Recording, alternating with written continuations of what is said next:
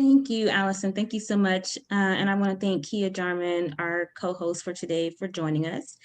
Just to give some framing, really this is extremely conversational, and I see some questions are already coming in through the chat. So as we get a chance to get past some of our introductions and framing this conversation, then we'll dive into that. And I will lean on Allison to go back and look at those early questions so we can get back to them once we get into our group discussion. So to introduce myself, my name is Ingrid Cockhren. I am an employee of ACES Connection. I am the Tennessee and Midwest Community Facilitator. I'm also a psychology professor at Tennessee State University and a consultant. And so I wanted to have this conversation today, and I have done so in the past, around historical trauma and all the different ways that it manifests in our society.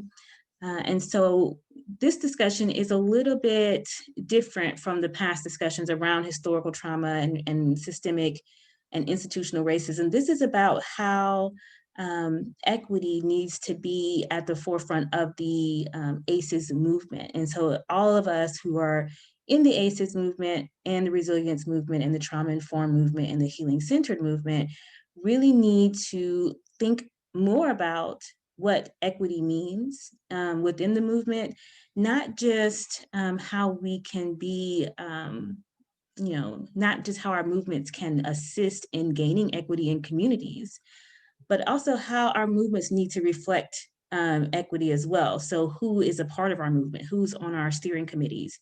What do our members in our movement look like?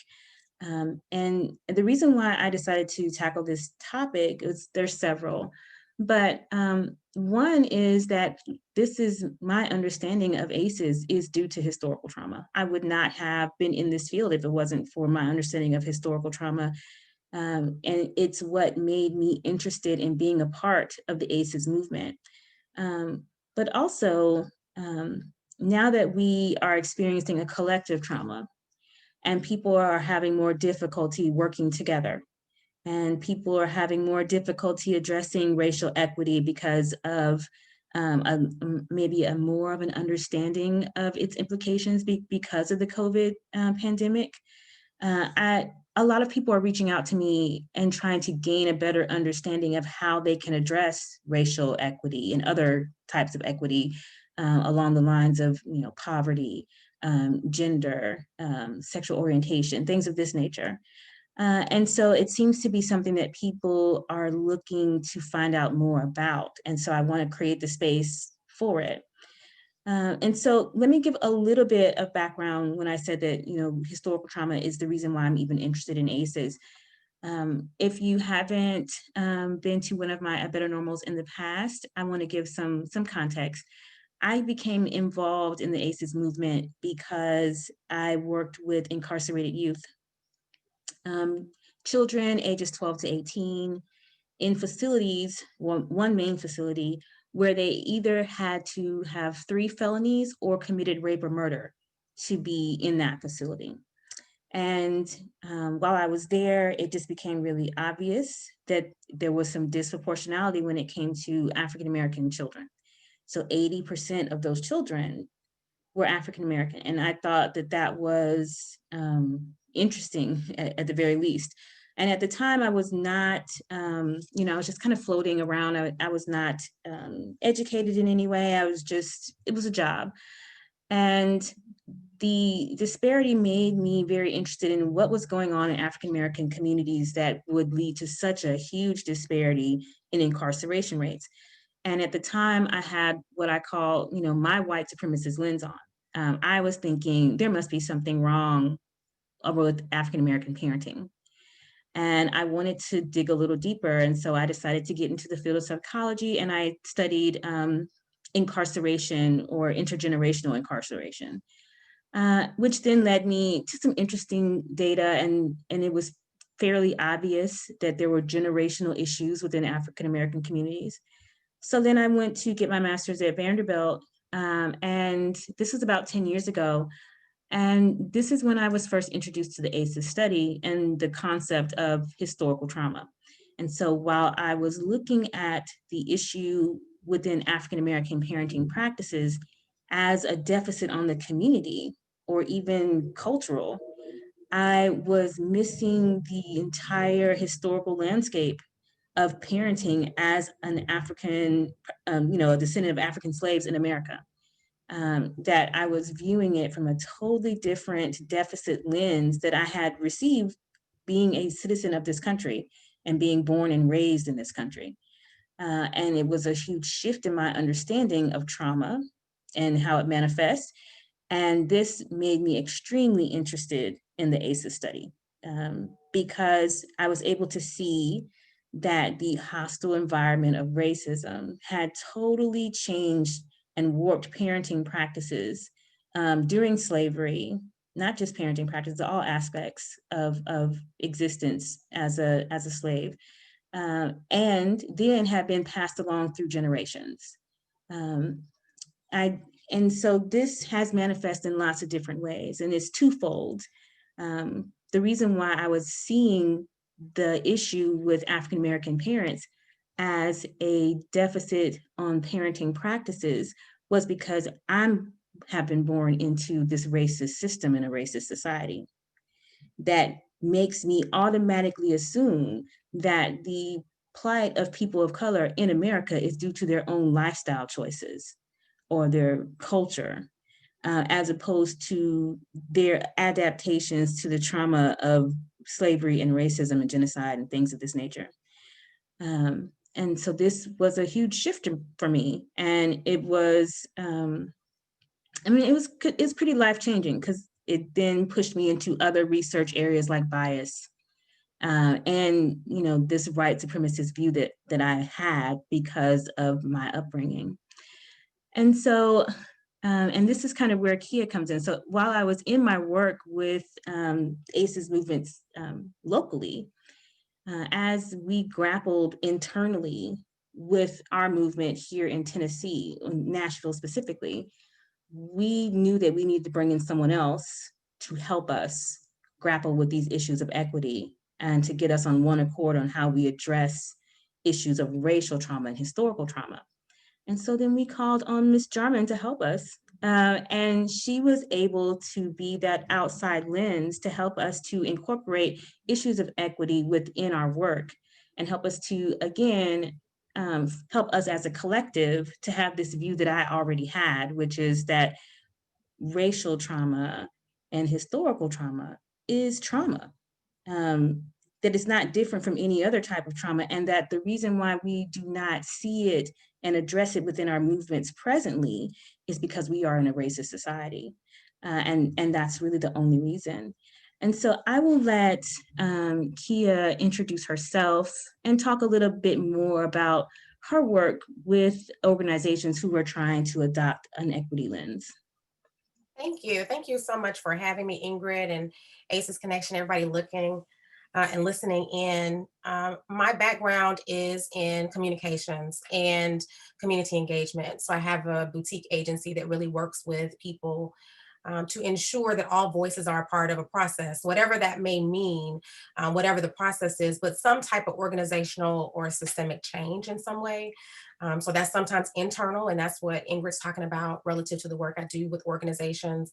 Very often, I would say, you give me a lot of credit, Ingrid. Very often, we don't always get through the entire process of developing the equity lens because, quite honestly, most people are not in a position to understand the inequities that exist to even get us there. So my job is really to help expose those areas, present cultural competencies to a conversation, create inclusive language and inclusive representation, and then also really highlight that lived experience is expertise. And very often in a lot of your work, you will think about individuals who have lived experience as people who should be on focus groups or they should be on subcommittees, but they should also be paid because their lived experience is really an opportunity to share with you. So I bring those things to the forefront. I work a lot with nonprofits, in particular collective impacts, but all types of nonprofits, with the hope that an organization is interested in getting to the depth of systemic change, ultimately, if you run a nonprofit or work in a nonprofit and your mission is not to put yourself out of business, then I tend to be concerned about your mission. Because that's the work of nonprofit, is to really put themselves out of that particular mission. There will always be challenges in the world, and then I work with government agencies really to work particularly with design teams and things like that, when we're building buildings, or when we're reimagining park spaces, or reimagining art and things like that. So I work in those type of organizations really to, again, ensure that voices are a part, particularly those who are, when you all write grant applications, you will say, or there may be a question that says, what's the hard to reach population? They're not hard to reach, they're just easy to ignore. And so I work with those populations, very often. And so that brings me to this work. Like Ingrid, I'm very interested in, and my whole life has been committed, interestingly, to history, even though I probably should have gone to school for history. I didn't. I went to school for business, because at the end of this, it's all about understanding how people operate within a business, which is a system in and of itself. But I've always been interested in getting to those root causes, the why 3 times. It's that the parable, if you will, that says the somebody is throwing babies in the water, and so they just keep pulling the babies out of the water instead of going down to the end of the stream and saying, let's stop you from drowning these children. That's really a lot of my commitment to this work. And so especially that last part, it really gets to the issues here, especially in my experience working with ACEs initiatives locally. There is this, this reluctance to deal with root causes, and which is essentially a waste of time and effort. And this is something that at least America has been dealing with for quite some time. We've been spinning our wheels for quite some time and spending a lot of money, all with the understanding, or the unsaid issue is that we really don't want to solve the problem. And we don't want to solve the problem because in America, we want to continue to uphold white supremacy. And when we really get to brass tacks about what are we going to do, are we really going to address the issue, then we put a lot of money, effort, we do research, we look at the data through our white supremacist lens and say, yep, this is a problem with this community, or this community is difficult. This community is hard to reach, like Kia said, and we will try to pull up those individual babies out of the water without going to the source and saying, let's stop throwing them in. And so when we look at that, what we're saying is that our systems do not work. They were never meant to work. They have always been made to uphold certain groups and marginalize others. And if we are able to see that in real time and able to express that with our mouths, but still want to keep the systems running, then we are not putting ourselves out of business in this movement, and we are wasting our time and efforts. And we've had discussions in the past on A Better Normal about systems. And I always like to fall back on the social ecological models and the different systems that are there. What I find is when we are really doing work in the ACEs initiatives, whenever we start to address equity, we hit hard up against the exosystem, which is where policies and procedures lie. And those policies are both written and unwritten, explicit and implicit, said and unsaid. And so there's rules around how we do business in America. And the rules say that the wealthy get what they need first, that white people get what they need first, and that everyone else gets what's left over. And we do this over and over again in lots of different ways. And we really, really rely on systems for our work. And so we can't have it both ways. We can't have a very clear understanding that the system does not work and still rely on the system. And so then what are we prepared to do to continue our mission? What are we prepared to do? Are we prepared to fight the good fight and go up against policies, politicians? Are we prepared to fight back against your health department? your Department of Children's Services? What does that look like if we're gonna, if the systems are really in the way, then what does that mean for us in our work? How do we dismantle a system?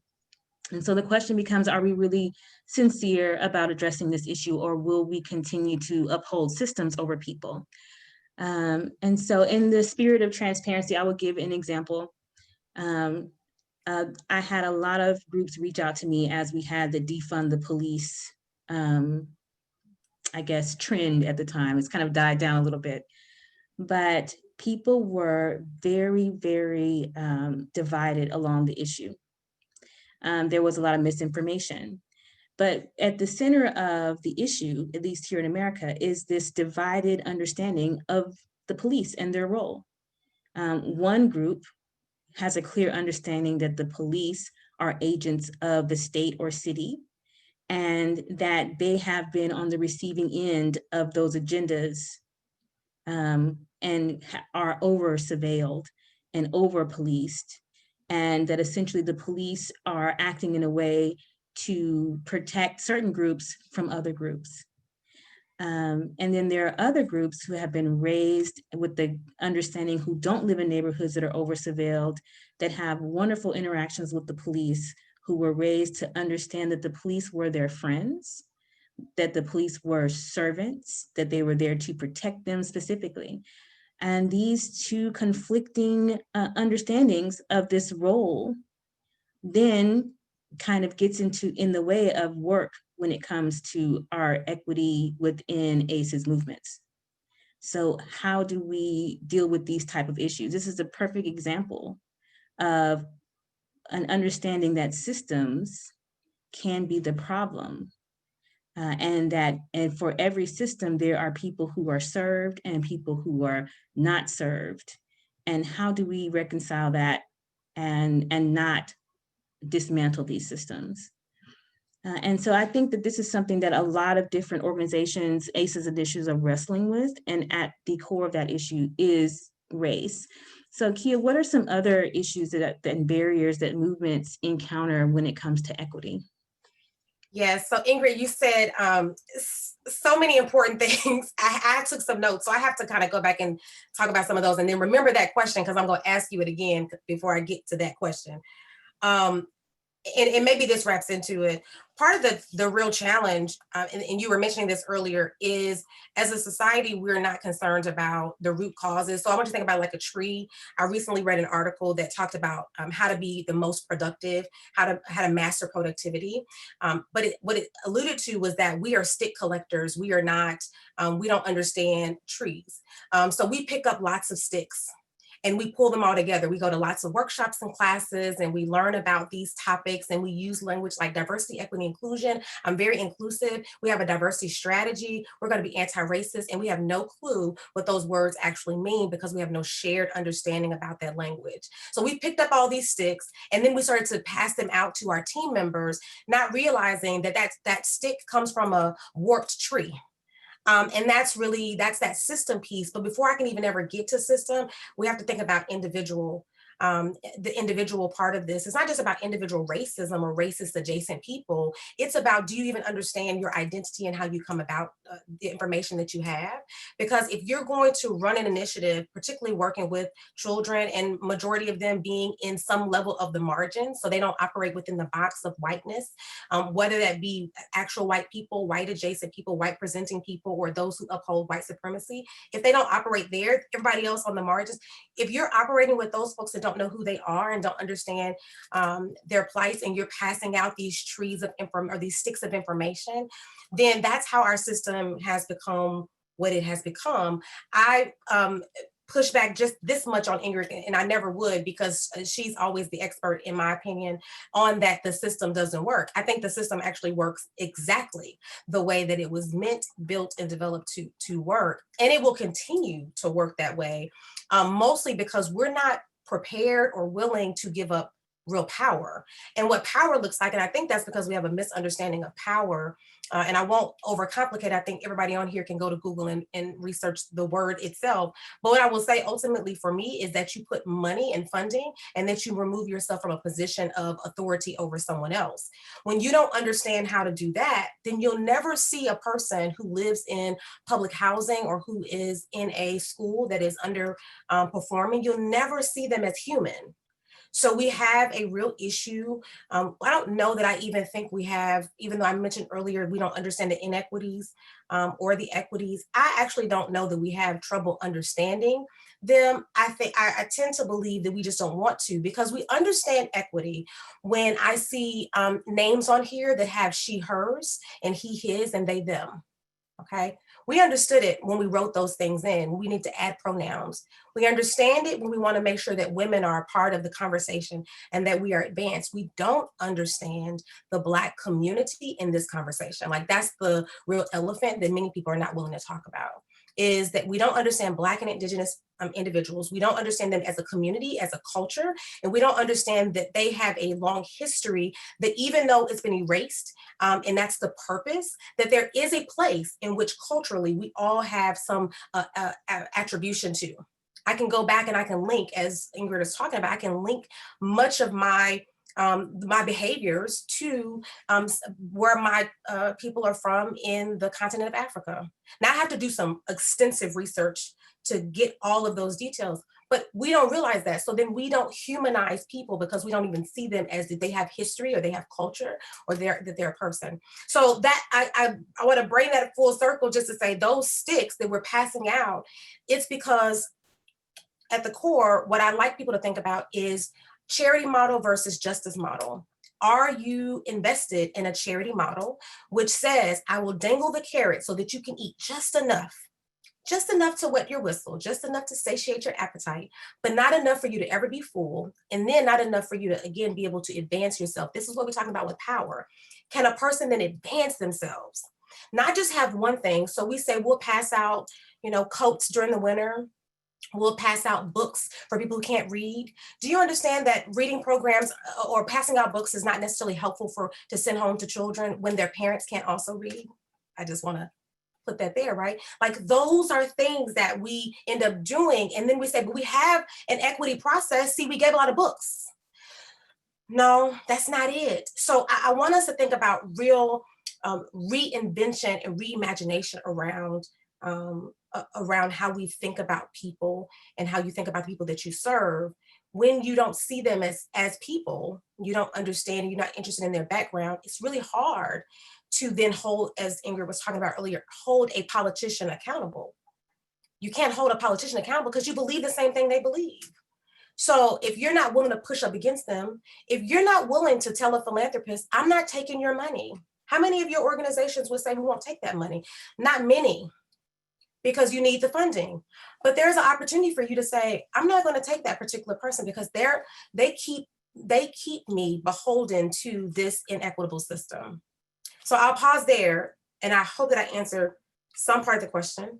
If not, then I'll come back to it, or some part of the process. But those are the things that I'm looking to expose, and I'm hopeful that you are thinking about as you're putting together your team, as you're putting together your infrastructure, is, are you willing to push back on these internal systems and structures that you've created within your organization?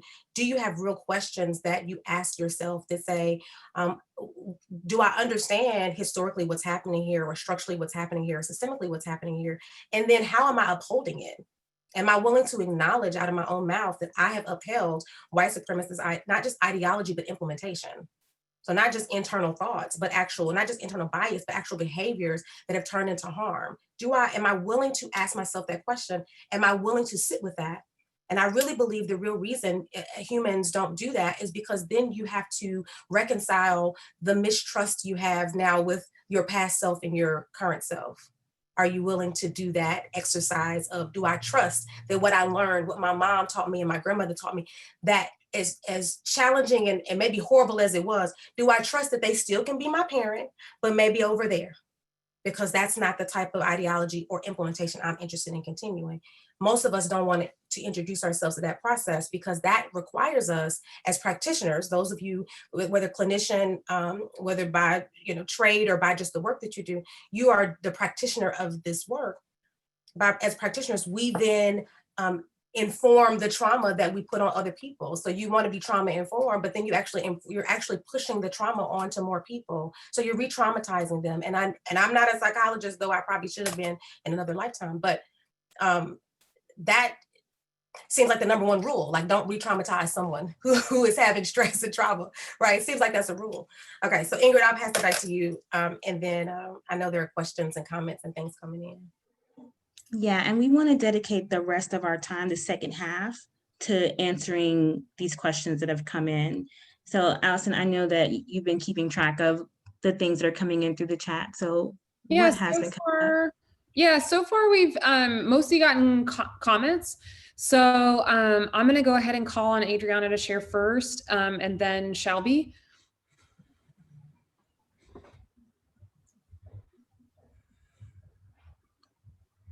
Hi, I just wrote a whole lot of comments about just how hard it is to face what we have done in our past, because facing culture, I said, is like, and being coloured and going through that, it's sort of like being in a domestic violent relationship where you have two people and you love each other, but there's harm done, and then you have to go back and face that to resolve the harm, and that is really, really, really hard to do. Yeah, and so that's what I was talking about. That's why, culture is just something that you don't want to talk about because of all the harm and because you've caused harm, but by not addressing it, you're enabling it to continue and you're perpetuating it. Yeah, so it's really hard. Yeah, that's me. Thanks. Thank you, Adriana. Kia, did you want to respond to that at all before we call on our next person? I honor your voice in this space and appreciate the transparency. I also agree that it is like being in a domestic violence relationship, and part of it, and you mentioned the word love, and I'll go further, or maybe stay in that space of just empathy, that we lack empathy. And what Ingrid was talking about earlier about that we all have trauma, and we all actually have racial trauma. And so sometimes we come in these environments and Black individuals will say, well, I don't want to just be spoken to as the choir. And I'm like, me neither. So I get it. But it's also our time as Black people to also understand the trauma. But it's really a good time for white people to understand that you have racialized trauma also. Because if your great-great-grandparent was at a lynching on a Sunday after church, and that's how they came about or socialized to empathy or lack of acceptance of harm towards Black people, then if we're talking about epigenetics, which is also what Ingrid's talking about, that transference and an adaptation of your DNA based on environment and based on context of what's happening, if we're talking about it that way, then we also have to realize that maybe you have some of that lack of empathy too. And you may not even know why you have that. So I would say we all are having this racial trauma moment, and we're all having it because I tend to believe we have not learned what actual empathy or love looks like. We actually don't know what those words mean because they are actions and we treat them as emotions. And emotions are fleeting. You're angry today, you're happy tomorrow. It's not sustainable unless you have some action with it, right? Like, I'm not always motivated to get on these calls and talk, but I have to take the action to put on my glasses and to put on my lip and because that's what I have to push that through, because otherwise it's not sustainable. So I honor the space that you shared, Adriana. I appreciate that. Thank you. Okay, so I'm going to go ahead and invite Shelby. I'm just gonna invite you to unmute, and then you can accept that and then share your comment. Okay, yeah, Adriana's point is really resonating with me too, because I feel like in the United States, we're not even acknowledging the relationship on the white side that we're white. Like, and this is something that I've been learning myself, that like I wasn't raised to see myself as white. So there's all this language that suppresses awareness on my side. It was just in the last couple years that I realized I've been in education my whole life, and what I was working towards was encouraging marginalized communities to assimilate. And that's like, oh my God. So now I understand a lot better. And the way I do my work is completely different now. And it's I just really quick, I'm curious, like as a fellow white person, like what was it that helped you understand that you wanted to make a shift? Like, was there some moment, or was it Tina Love? There are Dr. Ken Hardy. Like, I'm really lucky in my agency that I'm encouraged and supported to go educate myself. Okay. And so I've been so I'm just, I guess what I am is a spokesperson for what you're already saying, that the voices of people who know listen. Because I did, and it's been hard, and I have been revisiting my own childhood, the moments where I was sent these messages, oh, you don't talk to that girl, and like making sense of it, and I lost friends, and what I missed out on, and not that it's more important, but it's part of the process of acknowledgement, and it's in a lot of people's interest, or they think it's in their interest. It's a lot of white people's interests to think that this is a conversation to avoid. Yeah. Unfortunately. And I do have kind of see that my role is to work with them. Yeah. I think what you're saying, Shelby, is so right on, because people often don't know where to get started in this process. How do we be more equitable as a ACEs initiative, as a group? It starts with identity work, and nobody wants to do that. And there's a lot of pushback on it whenever it comes down, because no one wants to talk about racism as an individual issue. We like to stay at the systems level. We want to say, oh, it's a racist institution. But it's all connected. You are embedded within the system. So if you are in a racist system, odds are you are racist. And that's not just for white people, that's everybody that's in the racist system. And so it does start with having an understanding of whiteness, because it is the invisible identity, at least here in America, that parents aren't doing a great job of racially socializing white children, with the exception of these unspoken issues where we're not really saying race, but we're saying don't talk to this person, don't go on this side of town. We're saying, to who we should interact with, who we shouldn't interact with.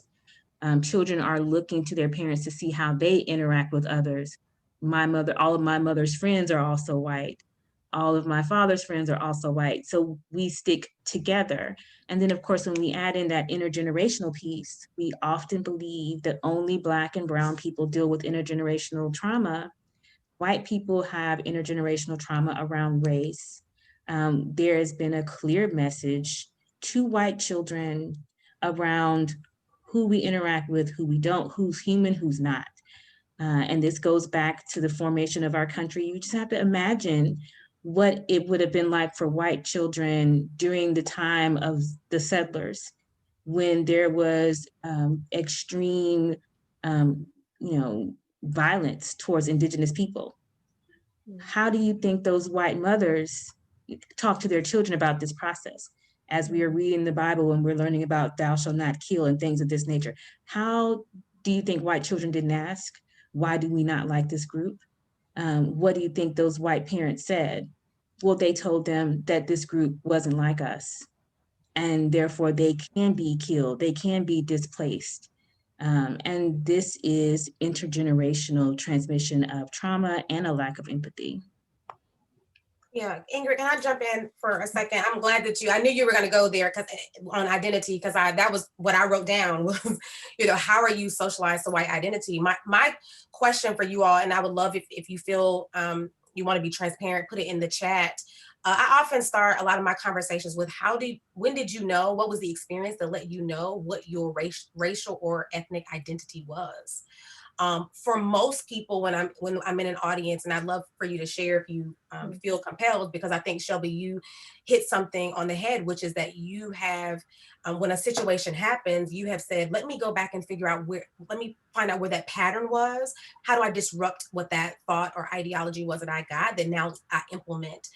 When I talk to most Black individuals, it's very clear for them when they were 2 and 3, and Ingrid will correct me, 3 or 4 or whatever, when you start creating those memories, those lasting memories, they remember harmful activities that happened. I remember the activity around Halloween, which we're coming up on, where I'm at a friend's house. I'm the only Black child there, very young. I don't know what age I am, but in elementary school. And the scary story was about the plantation that the grandmother's family owned and the slave experience. That was the scary story. The only thing about it was everybody else could just go on about their life. And I'm still remembering, and more importantly, my parents remember it like it happened yesterday, because I got in the car and was like, oh yeah, this just happened. They were like, no, wait a minute, now what?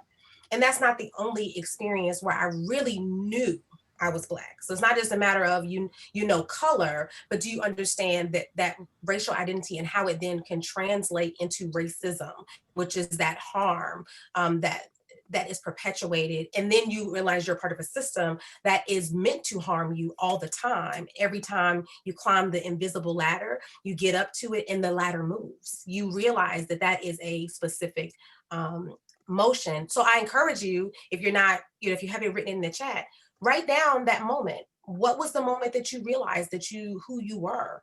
If you don't remember, sit with it for a little bit of time.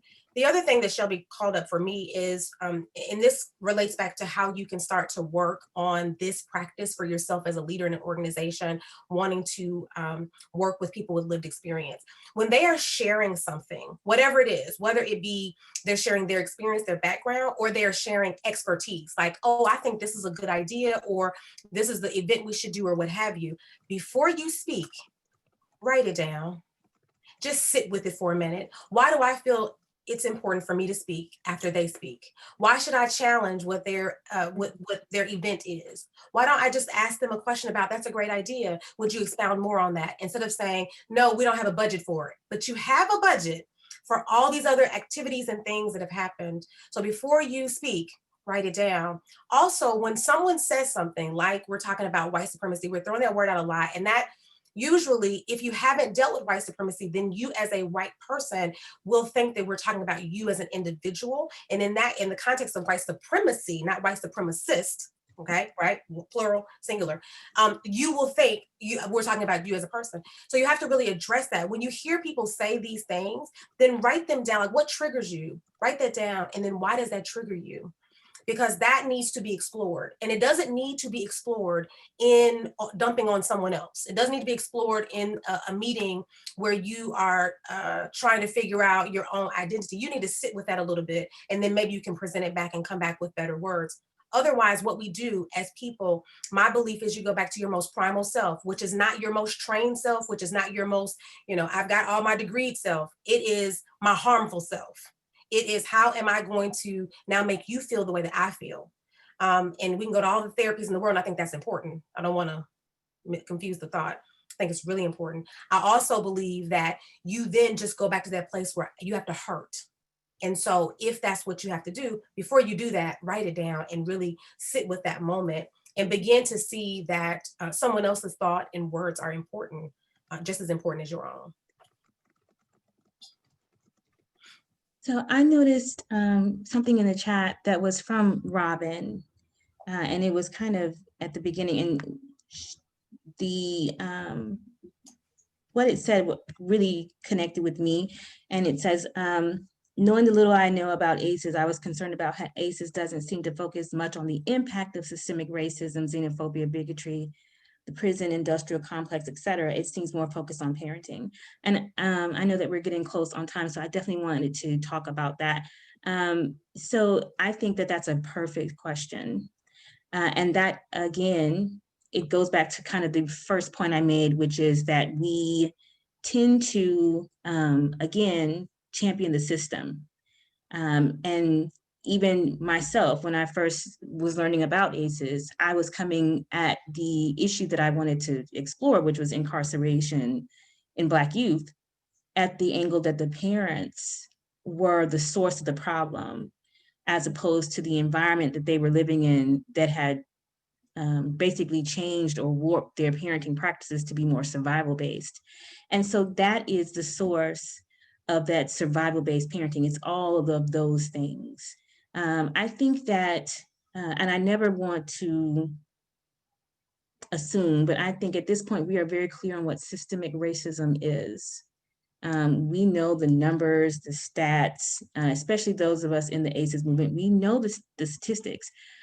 Generally, just about every single ACE that we have outlined, with the exception of maybe substance abuse, is an issue in Black and Brown communities excessively. And so what does that mean? What does that tell you? As we look at the ACEs study, we're looking at the manifestation of systemic racism and the stress of it, and how it's changing families to be adaptive to their hostile environment. So systemic racism is the thing, and instead we focus on parents. We focus on lifestyle choices. If these Black and Brown people would just get a job or move to a different area, or change up their parenting practices, or eat differently. All the different ways that we put this on individuals and take the system out of the conversation. Issues that, again, if you go back to the root of them, is always slavery, it's always genocide of Native Americans, it's always about land disputes, it is always about capitalism, which is another thing that we don't want to discuss. But at the end of the day, that's the source. If we look at mass incarceration, we think it's a modern issue. Mass incarceration started the year after slavery ended. Why? Because slavery was lucrative. And if I can take these freed slaves and get them back into the system, then I can get back to convict leasing, which means I can get more free labor out of them. And that's the end of the story. That's the reason why we have mass incarceration. That's the reason why we are the #1 country in the world for incarceration, because it's free labor.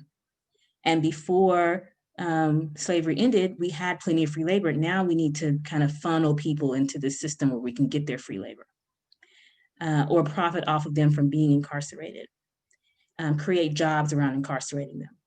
I mean, and so this is a real connection between critical race theory, which is so much of our problems in this country are rooted in racism. And the reason why we don't want to deal with it is because we are upheld by it as well. What would it mean if we liberated people and said that you don't have to have a college degree to be successful? That's the cost. That means that somehow the work that I've done doesn't mean much.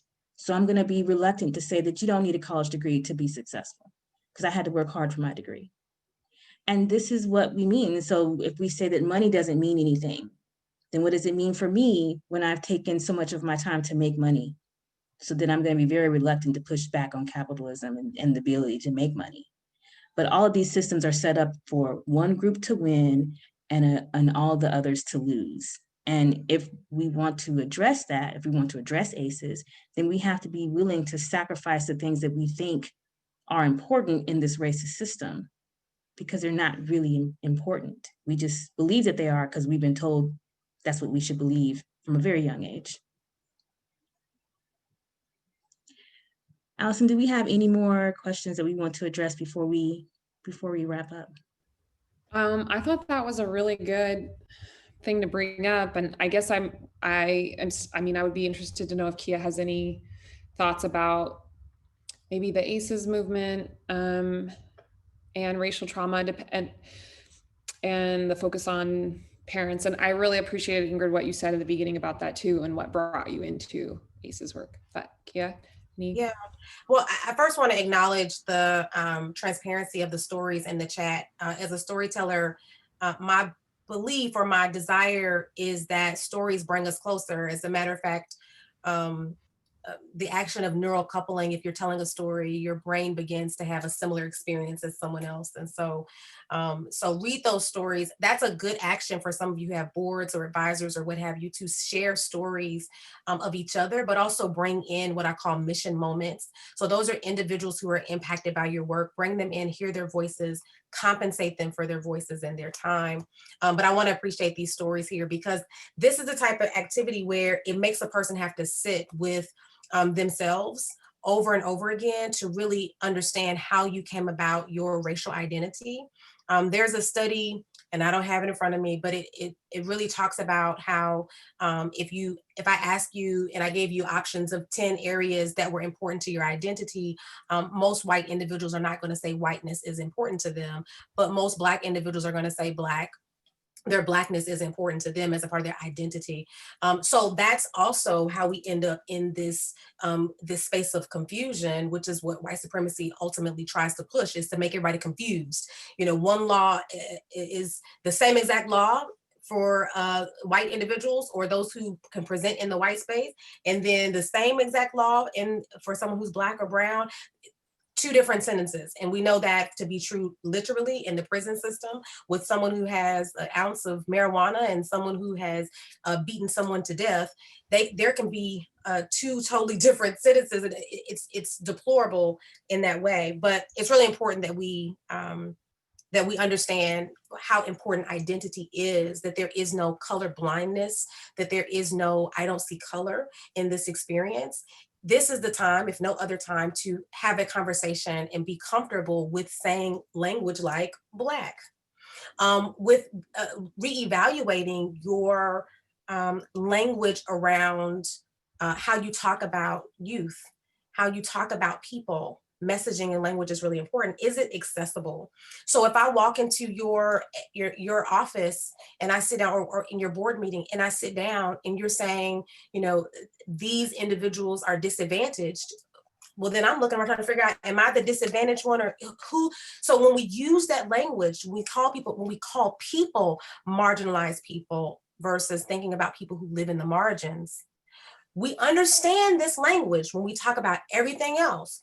People experiencing homelessness, people first language, right? People experiencing homelessness, people with disabilities. We understand this language. So this is why I say this is not confusion about, do we know the right thing to do? This is confusion about, are we interested and invested in removing the ideology and implementation of supremacist actions, which is I'm better. So if I call you marginalized, then that means I live within the box of white supremacy. I live here and I'm the superior one. Everyone else lives out here. If we're willing to look at that, then I think that your movement, we talk about equity, and we've said that word a lot. So I just want to, I give a really simple definition, which is really acknowledging, addressing, righting those historic wrongs. Ingrid really talks about this in a great way. But then also providing resources, leveraging those resources so that somebody advances, in particular for me, someone racially, someone who's Black or Indigenous, advances very explicitly. And sometimes that's where people feel like, well, I'm not privileged. That's where you hear white people saying, I'm not a privileged person. I don't have access to those things. And it's because there's confusion, because that's a key role in white supremacy, is to cause confusion, to make us all feel like, well, you have the same opportunities I've had. That's just not true. We can go through 500 years of where I haven't had the same opportunities that you had. So those are things that I think are important to center in your meetings and your leadership teams. And so I'll stop there, and I'd let Ingrid or Allison wrap it up. We did get one other question that Sarah shared this, and I'll just say it because we have to probably wrap up in the next few minutes. How do you scale up anti-racism education in the medical setting? And that question kind of just reminds me of a question. We won't have the time to really get into like the specifics of that today, but a question that came up for me too, Kia, when you first originally shared before we started taking questions, was maybe like how many of us are ready to see big change, or we do want to make the sacrifices for the change to happen. And maybe we know some of the ways, and maybe some of the ways are to keep attending talks like this and to just keep taking it in, you know. But that question, you know, just kind of made me think like, okay, people are like, yeah, how do we do it? I want to do it right now, you know. But like in the medical setting, that's so big, you know. So I don't know. Yeah, I can definitely talk a little bit to that, just in my experience with medical settings around trauma-informed care and health equity. I find that the main thing, and this is something that can be used across the board, not just in medical settings. The main way that we can begin to have real conversations about Black and Indigenous people is to get rid of the idea of genetic race. This is very prevalent in medical settings, the belief that Black people are predisposed for diabetes or high blood pressure, without acknowledging that we live in a stressful environment, and therefore chronic health-related diseases are going to be more prevalent in people dealing with more stress. And this is something that people really have a hard time with, this switch of their understanding. People really believe in genetic race. They believe that Black people are less intelligent, that Black people are more predisposed to disease. They believe that skin color is somehow a reflection of these other attributes that have nothing to do with skin color. It is the way people that have that skin color are treated that result in the differences amongst us. So Black people are not predisposed for diabetes. A stressful environment will change your genetic material, thus changing the way that your children, when they receive your genetic material. These are all adaptations to a hostile environment of racism. And that's why it's more prevalent in African Americans and Indigenous people. It is more prevalent in people based on their environment, not based on their genetics. Any group of people that would have sustained trauma is going to have differences in their genetic material based on epigenetics. It has nothing to do with their skin color or their geography where they were born, and more to do with the hostile environments that they're encountering. And that's the same for any issue across the board, not just medicine, any social issue as well. Amazing. Kia, any last words as we wrap up? You don't have to hurry. We can go a few minutes over. Yeah. Well, I mean, really quickly about the medical question, or really any, I break everything down past, present, future. I mean, it's just, I try to be very practical. So from a medical standpoint, looking at your institution, and then also kind of globally, the medical institution as a global entity, why it treats people the way that it treats people. I look at the past, address those questions. You may sit with those for 6 to 8 to 15 months. I mean, you may sit with that for a long time, just unpacking what has happened globally and also institutionally. And then present headlines are still past headlines, right? Everything that's happening right now, we can go back and look. The world is cyclical in that way. So looking very presently at what's happening and how you all are perpetuating those things. What are your rules, regulations, policies, processes, bylaws? And then also figuring out from a future standpoint, are you willing, this is what Ingrid talked about a minute ago, are you willing to push for your industry, which is what she was just saying, to not consider that when a Black woman comes in and says, I'm cramping as I'm, because I'm pregnant, and the doctors say, oh, okay, you'll be okay, just sit over there for a second. Because it happens all the time for Black women, where we're seeing, and Black men, but in particular, our maternal rates, death rates are so high because we're not believed, because again, that genetic makeup that she's talking about, or the belief about genetics is off, partly because of who came up with the scientific ideology behind that. You can learn more about that lots of places, but post-traumatic slave syndrome, that book by Dr. Joy DeGruy talks about that. So she addresses some of those areas of medical harm towards Black people. Yeah. Yeah, thank you so much. Ingrid, I don't know if you're, because there's been a lot of good resources here. Are you planning to do a post event write-up to maybe, you don't have. You know, I like to work less. So, but no, I think well, first of all, we have anti-racism resources on the homepage. So, and they are, I believe, categorized by industry and topic. So I definitely want everyone to look at that. And I've also, well, I think I have it. If I haven't, then I'll put in my email address into the chat as well. So if you have specific questions, you can definitely reach out to me. And I might not do a post about this discussion, but we will have continued discussions around this. So we have another one scheduled for October 27th. That is going to be an internal discussion about how ACES Connection staff has been grappling with issues of equity over the last year. So we have been working internally around equity issues for a year and a half, and have come up with our equity statement and have come up with strategic plans around equity, and also have a space where we connect weekly to talk about these issues. And so we want to share that process with you. So we'll be talking about that next week. Awesome. Yeah, so to find our anti-racism resources, you just go to our homepage, acesconnection.com, and it's actually one of the very first things at the top on the right-hand side. And so if you click on that, then all of our resources are organized there. So I highly recommend that you all check that out. Also, I see that Lupe added the post-traumatic slave syndrome link. So thank you so much for all of you for dropping the links and the resources in there. So if you click on the 3 dots in the chat and then click save chat, then you'll be able to go back and look at and be reminded of some of the different teachings that came up, because like Ken Hardy was brought up, and that was mentioned in the chat. So there's all these, a lot of them are in there. So if you want to just go ahead and save that, do some reading afterwards, so that Ingrid doesn't have to do which I hate doing them.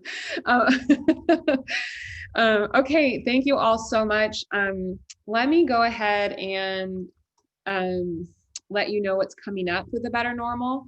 I just want to first thank so much Ingrid. You continue to lead these amazing discussions that are so beneficial for our community, and thank you so much, Kia.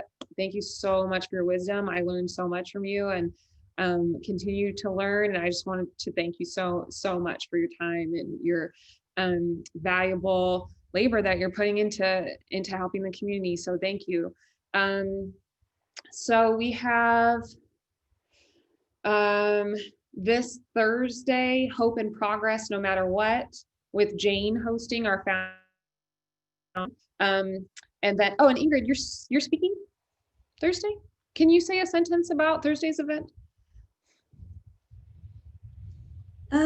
Not really, but I can talk about what I'll be focused on, which is around equity, health equity, and historical trauma, and kind of framing it of what the future looks like as we take on equity as a ACES movement. Okay, awesome. So that's Thursday, and I just dropped the link in if you want to go ahead and register for that. There's a whole bunch of different speakers.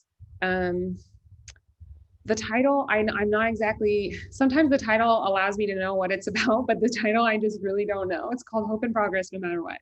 So there's going to be some racial equity in there.